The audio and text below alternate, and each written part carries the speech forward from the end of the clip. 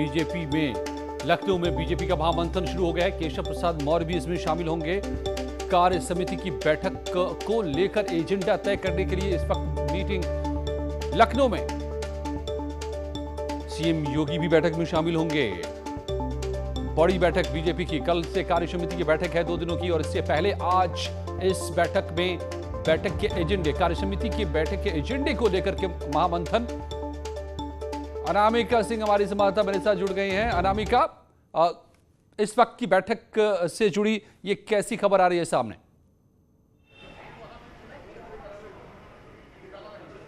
देखिए अजय, कल बीजेपी की प्रदेश कार्य समिति की बैठक है, लेकिन उस प्रदेश कार्य समिति के पहले जो उसमें एजेंडा शामिल किया जाएगा, यानी कि प्रदेश कार्य समिति का जो प्रोटोकॉल होता है, जो पूरा का पूरा विस्तृत कार्यक्रम होता है, उसमें राजनीतिक और आर्थिक प्रस्ताव पारित किए जाते हैं।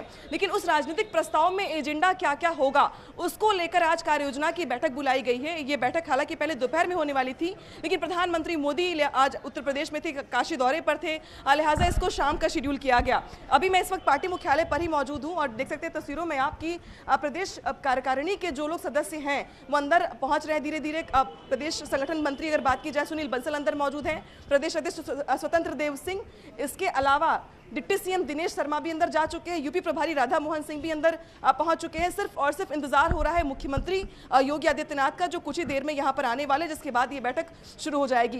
खास तौर पर आज जो कार्य योजना की बैठक है वो कल की कार्य समिति की तैयारियों को लेकर है, जिसका शुभारंभ कल जेपी नड्डा करेंगे।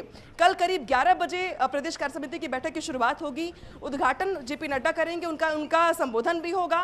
इसके बाद पूरा दिन कार्य समिति की बैठकें चलती रहेंगी। अलग अलग प्रचार के जो कार्यक्रम पार्टी की ओर से चलाए जाने हैं या 2022 के चुनाव के लिहाज से जो पार्टी तैयारियां कर रही है, उसको लेकर प्रदेश कार्य समिति की बैठक में इस मुद्दे को उठाया जाएगा। राजनीतिक प्रस्ताव पारित किया जाएगा, आर्थिक प्रस्ताव पारित किया जाएगा। शाम को 5 बजे इसका समापन हो जाएगा। तो ये जो पूरी की पूरी रूपरेखा तैयार की गई है, उस पर अंतिम मुहर लगाने के लिए, उस एजेंडे पर अंतिम मुहर लगाने के लिए आज कार्य योजना की बैठक बुलाई गई है, जो कुछ ही देर में शुरू होने वाली है पार्टी मुख्यालय पर। तो अनामिका, ये जो कार्य समिति की बैठक क्यों इतनी अहम है? क्यों इस बैठक की तैयारी को लेकर के भी खुद सीएम पहुंच रहे हैं और तमाम डिप्टी सीएम और तमाम मंत्री? क्योंकि इसी से निकलेगा ब्लूप्रिंट यूपी इलेक्शन का, बीजेपी के एजेंडे का यूपी इलेक्शन में।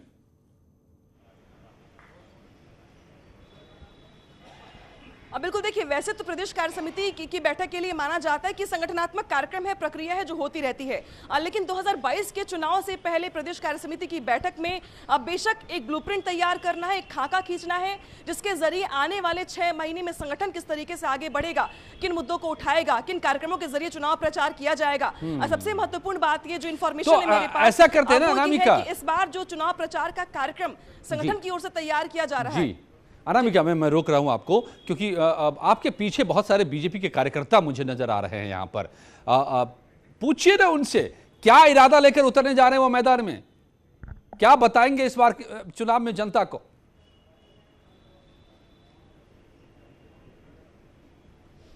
बिल्कुल अजय, देखिए इस बार जो प्रचार का खाका तैयार किया गया है उसके मुताबिक ये कहा गया है कि इस बार 3 पार्ट्स में डिवाइड किया गया है बीजेपी के संगठन की ओर से प्रचार के कार्यक्रम को। पहला तो प्रचार की कार्य योजना, और दूसरा है प्री इलेक्शन कैंपेन, तीसरा है ड्यूरिंग इलेक्शन कैंपेन। यानी कि ये पूरी की पूरी जो रूपरेखा, जो स्ट्रैटेजी हर बार बीजेपी के हर चुनाव से पहले होती है, उस पर भी आज मुहर लगनी है, जिसको कल राजनीतिक प्रस्ताव के रूप में कल पारित भी करवाया जाएगा। कुछ कार्यकर्ता हमारे साथ यहाँ पे मौजूद है। ये बताइए कि 2022 के चुनाव में इसके पहले बड़ी बड़ी बैठकें बुलाई जा रही है, लेकिन मूल एजेंडा क्या होगा 2022 के चुनाव का? विकास, उत्तर प्रदेश का विकास, सबसे ज्यादा विकास हुआ है। माननीय हमारे प्रधानमंत्री जी के राज में, माननीय मुख्यमंत्री जी के राज में सबसे ज्यादा देश का विकास हुआ है, प्रदेश का विकास हुआ है। ठीक है, लेकिन अब तो बारी अपने कामकाज का हिसाब किताब देने की है ना। प्रदेश छोड़ दिया है, अब तो बारी कामकाज का हिसाब किताब देने की। आपके पास रिकॉर्ड तैयार है अपने कामकाज? बिल्कुल, कार्यकर्ता विकास के एजेंडे को लेकर के आगे बढ़ना चाहते हैं, और इस सब के बीच दिनेश शर्मा का विपक्ष पर निशाना भी सामने आ रहा है। विपक्ष कर रहा है पॉलिटिक्स, पॉलिटिकल टूरिज्म। मौसम के मुताबिक आते हैं विपक्षी नेता कुछ, और डिप्टी सीएम ने इस तरह से विपक्ष पर हमला किया है। क्या कहे दिनेश शर्मा? ये लोगों को राजनीतिक विरासत मिली हुई है, गद्दीधर उपलब्धियां उनके पास में हैं, और पता चलता है कि जब चुनाव आता है तो लोग, जैसे गर्मी आती है तो वो घूमने के लिए नैनीताल और मंसूरी और हिमाचल प्रदेश चले जाते हैं, पता चला कि जाड़ा आया तो मुंबई या और कहीं चले जाते हैं। वैसे चुनाव आता है तो कुछ राजनीतिक घराने ऐसे हैं कि वो अपने टूर पे निकल पाते हैं, जो उनका टूरिज्म का उनका शौक है, पॉलिटिकल टूरिज्म, तो राजनीतिक पर्यटन यात्रा पर निकल पड़ते हैं। आज ओवैसी यूपी की यात्रा पर हैं और कल से 3 दिनों की यात्रा पर प्रियंका गांधी वाड्रा आ रहे हैं।